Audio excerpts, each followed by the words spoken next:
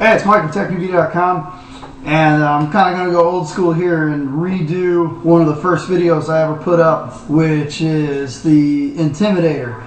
I'm going to show you guys how to take this apart real quick. I'm going to tell you right now, you guys that are looking for a gun in the $200 to $400 range, pound for pound, the Alias Intimidator is one of the best markers ever made. Ever. Okay, I own them all. I can tell you right now, the Alias is without a doubt one of the best markers ever. And if you can pick one up between $200 to $400, the gun is an absolute steal. So what we're going to do real quick, I'm going to show you how to take apart an Alias. Just do some basic maintenance on it and to lube it, and should go pretty quick. Okay, first things first, I always do go ahead and pull the bolt out. Get questions all the time on what I should do with the bolt. For the most part, just wiping the bolt down with a clean rag is all you need to do. You don't need to oil this, you don't need to lube it, you don't need to put anything on it. Don't worry about lubing your bolt, because what's going to happen is whatever lubricant you put on these O-rings is going to end up getting into the eyes, and the eyes are going to end up getting blocked. So don't ever lube your bolt. If your bolt is kind of stiff going back and forth, maybe look at putting some lube on the O-rings, but I found that replacing the O-rings gets rid of any of that friction going back and forth. Okay, first things first, we'll go ahead and remove the torpedo regulator. And I'm going to show you a little mod that I do on the torpedo regulators. I use a 90-degree, a regular 90-degree elbow fitting, and a straight fitting. What I do is I put this into a vise with a spare ASA. Let me see if I can find one here. Okay, there we go. And in order to get this to line up perfectly straight like that, what I'll do is I'll take a regular ASA, screw it into it like that, and then I'll put this in a vise and then use the ASA as extra leverage to twist this down so it's nice and flush. This way you can get the fitting to line up behind the trigger guard. And then what I'll do is, depending on when it screws in, from what I found, most of the time the square O-ring or a nice thick O-ring at the base here will allow your regulator to snug up perfectly and be sitting just like that in front of the trigger guard. Just something I kind of like. I don't like having my fittings sticking off to the side. I like them to be lined up perfectly, but that's what I do on my fittings here on my torpedo regulators. I did it on all the rendition Aliases and it works awesome. Alright, first things first, let's go ahead and take apart the torpedo. Torpedo is real easy to take apart. Just unscrew the bottom part. And then what I use is a pair of needle nose pliers. Okay, and pull it out. Now inside of the regulator, you're only going to have three parts. You're going to have what I like to call the coin, and that goes down into the torpedo first. So you have your coin, stick that down in the torpedo first. Then you have your spring, stick that down in there. And then you have your piston. Now, Dow 55 is what I recommend on an Intimidator. It works great. Just use Dow 55. Don't worry about it. Now, on the piston, you're going to see it's got two parts to it. A thicker side, which fits perfectly into the spring, and it's got a side here with a concave, which goes up and depresses the pin.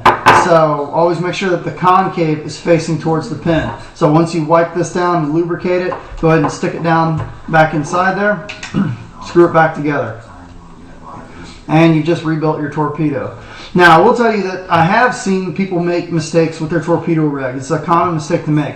The torpedo, as you can see, has two holes. It's got one in the front, one in the back. Okay, the two holes, one is a gauge port, which bypasses the entire rig, and one is an air port. So with the torpedo, if you look inside the hole and you see a black hole, meaning that you don't see anything, it's just black inside there, that is the gauge port. Always leave that side plugged. If you see inside the hole, you see a little brass spring and some brass parts inside there, that's the correct hole that the air is supposed to go into. I can't even tell you how many Aliases I've seen or Intimidators I've seen where people take the fitting and they swap it and they put it over here, and it basically just bypasses the reg. It just turns into a gas through regulator. So make sure that you always get your air hole correct. Okay, next thing we'll take apart is the low pressure regulator. Okay, once again, the low pressure regulator is just like the torpedo. Very simple. You have your piston Now your piston's going to have two parts to it. You're going to see one side with the concave, one side that's a little bit bigger. The side that's a little bigger faces towards the spring. The concave faces towards the pin.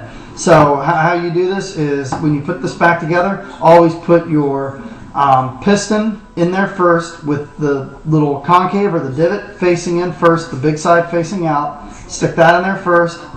Then take your spring, stick it in, and then take your coin or your washer, some people call it, but I call it a coin. Put your coin in last. Okay, low pressure regulator has been lubricated and cleaned, very easy. Now what we'll do is we'll lubricate the ram. Take the ram out to clean it. Okay. And then that's the ram. This is real easy to lubricate. I've seen some people, sometimes what they'll do is they'll take they'll take Dow 55 and put it on the entire ram. You don't have to do that. The ram just glides on the O-rings. So just lubricate the O-rings. And so people ask, how much lube should I put on there? Basically, I put just enough on there to where the ram doesn't slide back and forth on its own. So if you put it inside there and you hear the ram go, on its own, put a little bit more lube on there. You kind of want it to stick a little bit in the middle. And then go ahead and drop that inside there.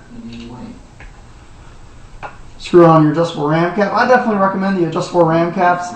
And the way how I adjust my adjustable ram caps is I want to feel just the very lip of the bolt when I stick my finger down inside there. I mean, just the very lip. I mean, about as thick as a index card. Just the very lip of the bolt sticking into the breech when the gun is aired up. Okay. Now what we'll do is we'll show you how to get to your poppet on an Intimidator. Now for the most part, you shouldn't really have to worry about messing with this unless you're getting a leak down your barrel. And in that case, you may have to take a look at your poppet and clean it out. Okay, the first thing I do is always remove the grip screws. I'm kind of doing an advanced way of doing it. And then what you do is they have a grub screw just underneath the LPR block right near the barb. Get my Allen key, there we go. That you have to loosen up.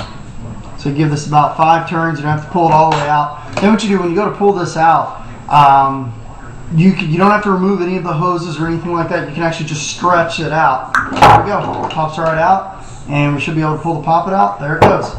So that's how you remove your poppet. Loosen up the LPR block and slide it forward and pull out your poppet. So there's your poppet. So we'll go ahead and stick that back into the gun. We'll just kind of clean up that LPR block real quick.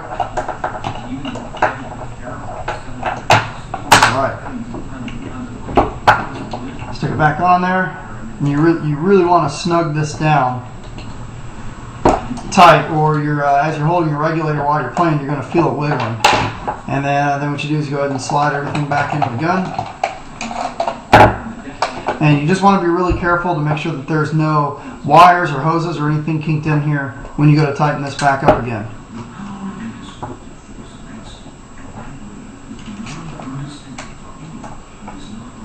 Okay, now what I'll do is while I'm tightening this back up, I'm going to go through some of my settings that I personally recommend that work really well now. A lot of people say, oh, the gun doesn't work as efficient. No, okay. These settings, I put these settings on every single Alias, every single Intimidator that I tech, and they all shoot phenomenally.